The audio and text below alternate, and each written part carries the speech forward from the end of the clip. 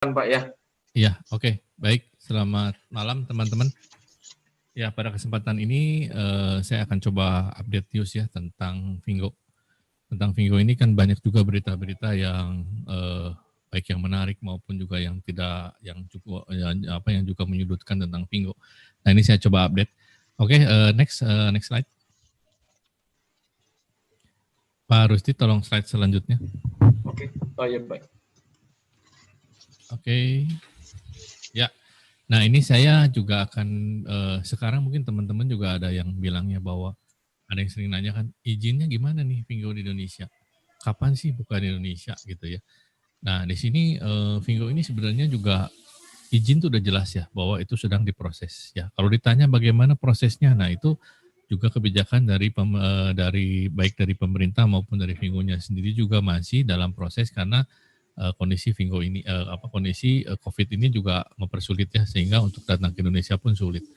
Nah, tapi yang pasti di sini bahwa jelas bahwa Vingo ini udah ada di 3 negara ya, udah ada di 3 negara, yaitu dari Malaysia, Singapura dan juga ada di Thailand. Ya, tentunya ini udah 3 negara ini tidak mungkin kalau jika memang izinnya tidak dilanjutkan di Indonesia atau tidak diseriuskan, itu tidak mungkin ya, karena ini akan merusak juga nama-nama dari nama Vingo di negara-negara lain. Nah, ini juga ada jelas ya bahwa Vingo itu bukan MLM. Ya, bukan MLM. Kenapa? Di sini bahwa pemerintah Malaysia pun sudah bilang bahwa di berita-berita jelas ya bahwa Vingo ini adalah sebuah e-commerce.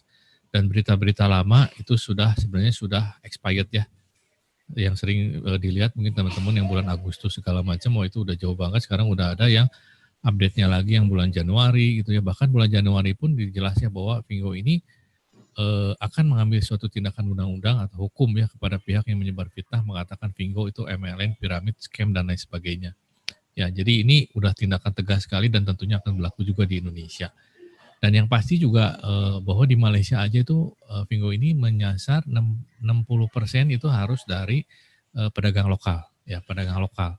Nah, tentunya sama di Indonesia pun sama, dan Indonesia tuh pasarnya lebih besar dan UMKM-nya lebih kuat ya.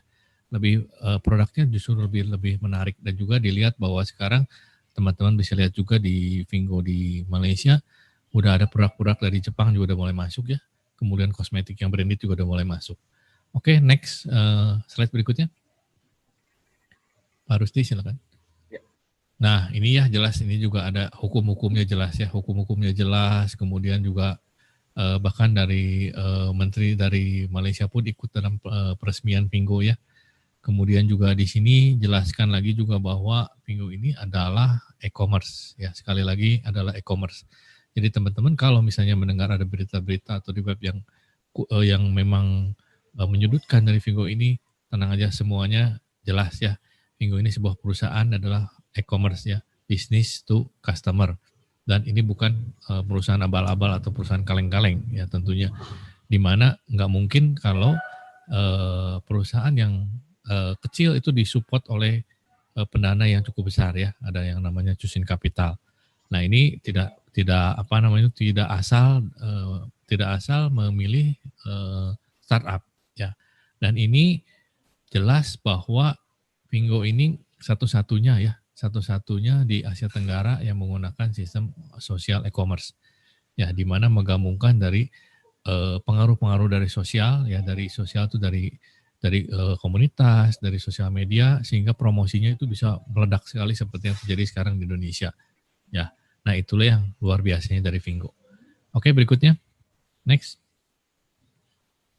Nah, ini ya tadi saya bilang bahwa Vingo ini disupport juga oleh namanya Cusin Capital. Cusin Capital ini sebuah lembaga pendanaan besar yang membiayai banyak sekali startup di dunia. Ya, salah satunya apa ya, mereka memang investasi jangka panjang. Ya, ujung-ujungnya apa ya, tentunya juga nanti mungkin saham ya. Karena Vingo sendiri punya misi bahwa dia akan menuju ke 3 besar ya, setelah dari Alibaba dan Amazon. Nah, ini luar biasa visi dan misinya ya. Dan juga di sini bahwa Vingo ini platform yang S2B2C ya. S2B2C apa tuh? Dari supplier, karena si Vingo ini bukan pabrik atau bukan bukan yang punya produk ya. Tapi supplier ini support ke Vingo sebagai bisnis dan kemudian disalurkan ke customer langsung. Nah, sehingga tadi nanti bisa dijelaskan lagi bahwa harga-harga semua sangat kompetitif. Kenapa gitu ya? Dan juga kenapa Vingo bisa dipercaya oleh brand-brand ternama di dunia. Karena memang dia serius banget dalam menggarap social e-commerce ini. Nah, itulah update berita malam ini, Pak Rusdi. Silakan saya kembalikan lagi ke Pak Rusdi. Oke, terima kasih Pak Heri.